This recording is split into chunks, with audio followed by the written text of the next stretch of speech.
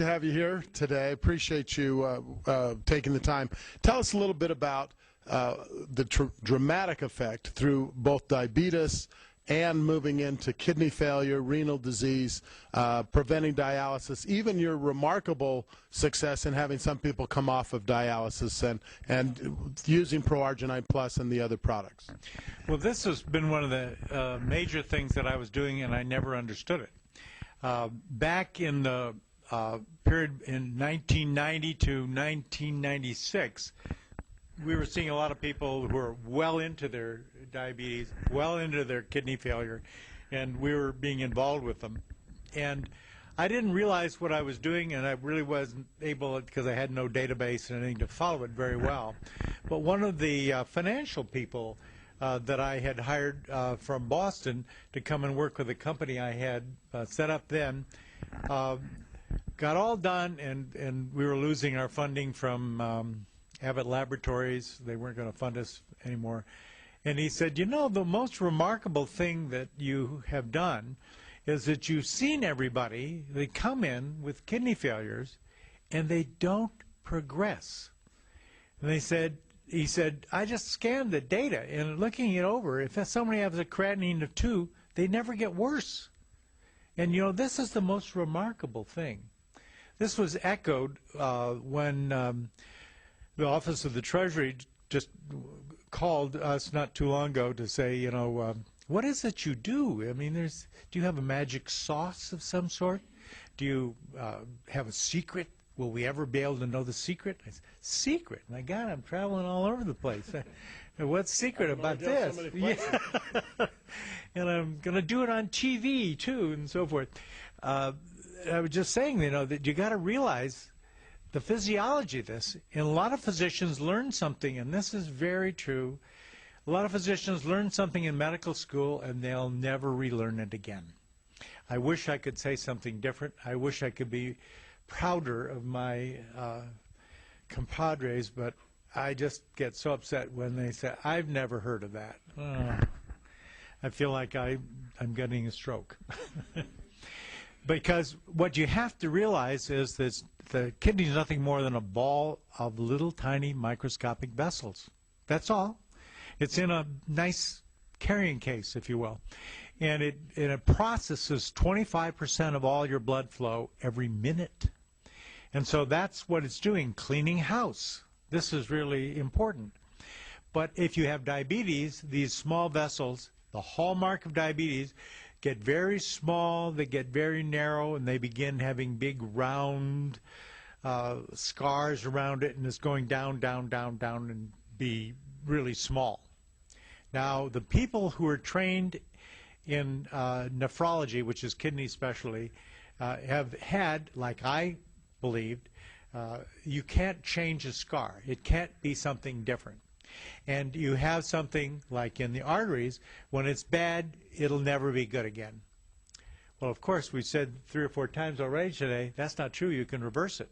And I have the #1 cardiologist in all of Europe said, no, you can't get it. And I believe the same thing. If you can do it with the big arteries, why not the small? How do we keep it at 4? How do we keep it at 5 and then run it down to 2 again? I'm talking about the creatinine. You do it with the D and you do it with the arginine. That's simple. Now, having said that, in kidney failure, there's a lot of difficulty going back and forth, and you have to focus on a lot of other things, watch the magnesium, the potassium, because the clearance mechanisms are not normal. But one of the proudest days of my life was last Monday, when a patient whom I've known for 25 years and shepherded through all kinds of things, he had type 1 diabetes since about age 4, and he's now about 71, and he got in, had something happen in an accident, and all of a sudden his arteries in the legs were injured, and they closed up. And he had to have both arteries replaced. I think it was an auto accident. And what they do in replacing now, they take the veins out. Veins are the carriers of all the old blood back up to the heart, so they can have other ones that'll work. So they had them taken out, and what you're supposed to do is take them out, reverse them, put them back in where the arteries were.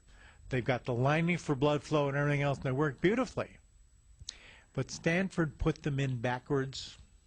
They had valves. They wouldn't let the blood flow.